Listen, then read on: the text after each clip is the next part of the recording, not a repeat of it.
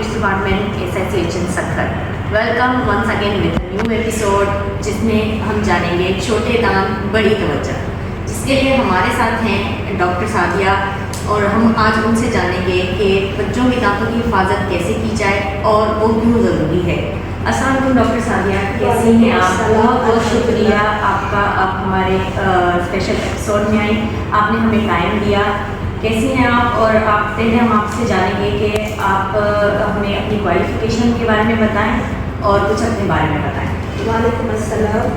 और मुझे बहुत खुशी है कि मैं इस प्लेटफॉर्म का हिस्सा बनी समीरा।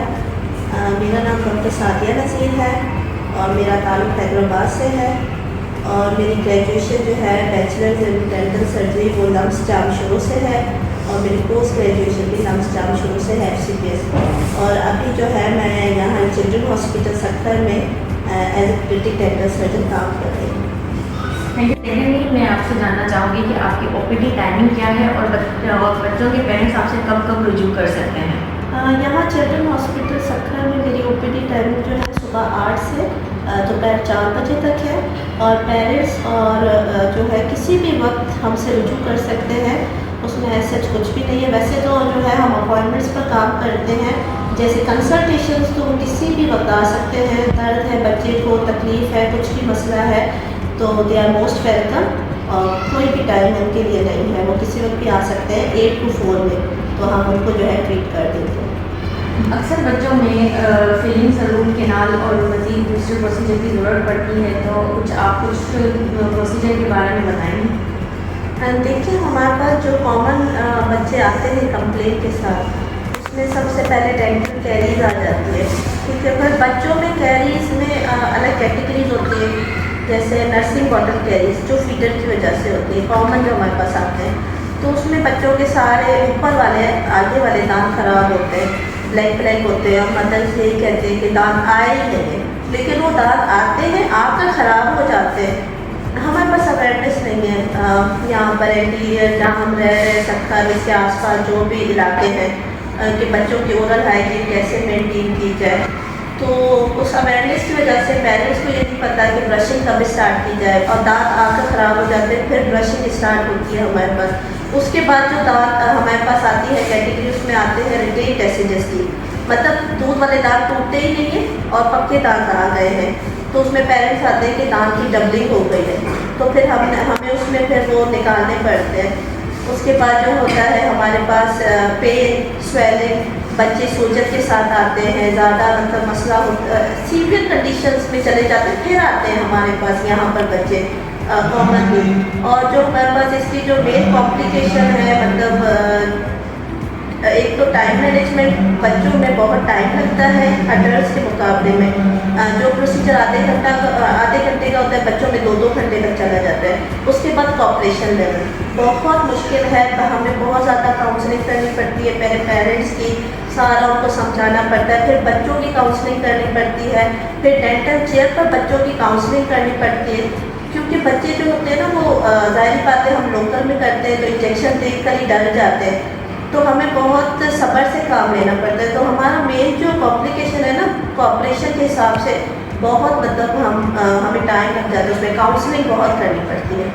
मज़ीद डॉक्टर मैं आपसे जानना चाहूँगी कि बच्चों के पेरेंट्स बच्चों की दांतों की सफाई या केयर कैसे करें, कब करें और उसकी ब्रशिंग कैसे हो? देखिए, हाँ, बच्चों का जो है ब्रशिंग वो स्टार्ट करनी होती है जैसे ही फर्स्ट कंपेयर हो जाता है माउथ में, ठीक है। लेकिन हमारे पास यहाँ ये है, एक मिथ है कि जो है बच्चों के सारे दांत आ जाए फिर ही ब्रशिंग स्टार्ट करिए, तो कंपेयर हो गया आप ब्रशिंग स्टार्ट कर दे। वो इसलिए क्योंकि आहिस्ता आहिस्ता बच्चे को आदत बनती है, हर चीज़ की हैबिट उसकी बनानी है आपको, ठीक है ना। एक ये नहीं है कि आप एक दिन उसको ब्रश कराए दूसरे दिन वो खुद करेगा। और ब्रशिंग सुपरवाइज्ड होती है बच्चों में, मदर सुपरवाइज करती है, कोई भी पेरेंट सुपरवाइज करे, ताकि बच्चे अच्छी तरीके से ब्रश करें पीछे दांतों तक। ज़्यादातर ऐसे आते हैं बच्चे के पीछे वाले दांत खराब है, आगे वाले सही, वो इसलिए कि बच्चे पीछे ब्रश ही सही नहीं कर रहे, क्योंकि उनकी सुपरविजन ही नहीं हो रही, कोई उनको चेक ही नहीं कर रहा। तो इसलिए आपको मंथली एक अपने बच्चों के साथ होनी चाहिए आपकी, कि आप उनकी चेकलिस्ट बनाएं, कि आप ब्रशिंग उनकी चेक करें, जैसे उनकी एक हैबिट भी बनती है और एक फ्रेंडली पेरेंट्स का माहौल भी और उनकी आदत बन जाएगी। जब एक दफ़ा बच्चे की आदत बन जाएगी तो उसके बाद पेरेंट्स को तो करने की कुछ भी करने की ज़रूरत ही नहीं है, वो यूज टू हो जाएंगे उस चीज़ के, और ओरल हाइजीन खुद ही उसकी मेंटेन होती जाएगी, ना कैरीज होगी, ना कोई मसला होगा। ठीक है, ऐसी कौन सी साइन है डॉक्टर जो बच्चों के पेरेंट्स को फोर्स करती हैं कि वो अपने बच्चे फ़ौरन डेंटिस्ट के पास लेकर आएँ? देखिए, स्क्रीनिंग जो है ना 3 to 6 मंथ्स में पेरेंट्स को जो है डेंटिस्ट के पास ले जाकर अपने बच्चों की करवानी होती है। अगर आप 3 to 6 मंथ्स में नहीं आ रहे हैं तो आप ईयर में तो ज़रूर करवाएं, अपने बच्चों को डेंटिस्ट के पास लेकर जाएं, ताकि डेंटिस्ट जो है कोई भी उसमें प्रोसेस स्टार्ट हो रहा है, कैरीज इनिशिएट हो रही है, तो डेंटिस्ट उसको आप पॉइंट आउट कर पाए और आपको बता पाए, और फिर उसकी इनिशियली ट्रीटमेंट हो जाए, और या फिर आपको प्रिवेंटिव ट्रीटमेंट पर लेकर जाए। ठीक है, उसके बाद जो है साइंस, अगर कोई भी आपके बच्चे को पेन हो रहा है थोड़ा सा भी, या उसको ब्लीडिंग आ रही है दांतों से या गम से, या स्वेलिंग हो रही है, या खाने में मसला हो रहा है, बच्चा खा नहीं पा रहा है, या ठंडा गर्म लग रहा है दांतों में, तो आप डेंटिस्ट के पास फ़ौरन लेकर जाए अपने बच्चे को। डॉक्टर, अक्सर मैंने देखा है हॉस्पिटल में कि कुछ बच्चे पैदाइशी दांतों के साथ पैदा होते ही बच्चों के दांत होते हैं, तो उनमें डॉक्टर आपका क्या रोल है और उसके बारे में हमें बताएं। जो हमारे पास बच्चे आते हैं जिनके पैदाइशी दांत होते हैं उनको हम नेटल टीथ कहते हैं, और अगर वो दांत हिल रहे हैं और लूज हैं तो उसमें एस्पिरेशन का डर होता है, सांस की नाली में जा सकते हैं, तो उसमें जो है वो दांत हमें फ़ौरन उनके निकालने होते हैं।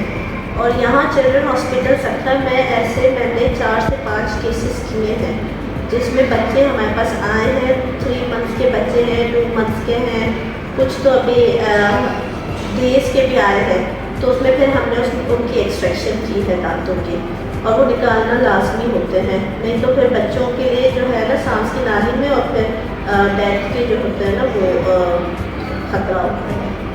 डॉक्टर, अक्सर बच्चे खेल कूद में या स्कूलिंग टाइम पे गिर जाते हैं या उनके दांत टूट जाते हैं, तो इनिशियल स्टेज पे पेरेंट्स को क्या करना चाहिए जब तक वो डेंटिस्ट के पास लेकर आए? सही है, आप जो है ना बच्चों को इनिशियली आपको जो है ब्लीडिंग वगैरह उनकी रोकनी चाहिए, रोकने के लिए प्रेशर पैक वगैरह देना चाहिए। उसके बाद जो है जो भी उसका टूथ अगर पूरा निकल गया है तो वो आपको जो है डेंटिस्ट के पास लेकर आना होता है, तो उसको आप मिल्क में लेकर आएँ या फिर स्लाइवा में लेकर आए, मीडियम्स होते हैं उसके। ठीक है, और विद इन 24 आवर आ जाए तो बेहतर है, लेट ना करें, उसी वक्त अपने डेंटिस्ट के पास जाए, और अगर दांत बीच में से टूट जाता है तो फिर भी आप अपने डेंटिस्ट के पास जाएं, वो आपके टेस्ट वगैरह करेगा, एग्जामिनेशन करेगा, उसके बाद उसके हिसाब से ट्रीटमेंट होती है, हर केस की अलग ट्रीटमेंट होती है। आखिर में आपका पेरेंट्स को क्या पैगाम होगा और कोई ऐसी गोल्डन टिप्स जो उनको फॉलो करनी चाहिए?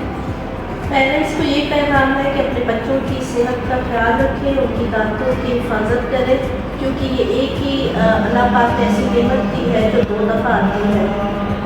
उसके अलावा जो है अपने बच्चों की ब्रशिंग पर ध्यान दें, उनकी प्रॉपर ब्रशिंग करवाएं, उनकी जो है सुबह को और रात को ज़रूर ब्रश करवाएं उनको। उसके अलावा खूबसूरत ज़िंदगी के लिए खूबसूरत मुस्कुराहट होना ज़रूरी है, और खूबसूरत मुस्कुराहट के लिए खूबसूरत दांत होना बहुत ज़रूरी है। बहुत बहुत शुक्रिया डॉक्टर सादिया, आज आप हमारे प्लेटफॉर्म पे आए, हमें टाइम दिया, और आज हमने आपसे जाना कि बच्चों के दांत की हिफाजत कैसे की जाए और उसकी इम्पोर्टेंस क्या है। बहुत जल्द हम मिलेंगे एक नए एपिसोड के साथ, जब तक के लिए अल्लाह हाफ़िज़। आज के एपिसोड में मैं अपने पॉडकास्ट का एंड ऐसे करूँगी कि बच्चों की मुस्कुराहट का राज, साफ दांत और सेहतमंद आदत, जब तक के लिए अल्लाह हाफ़िज़।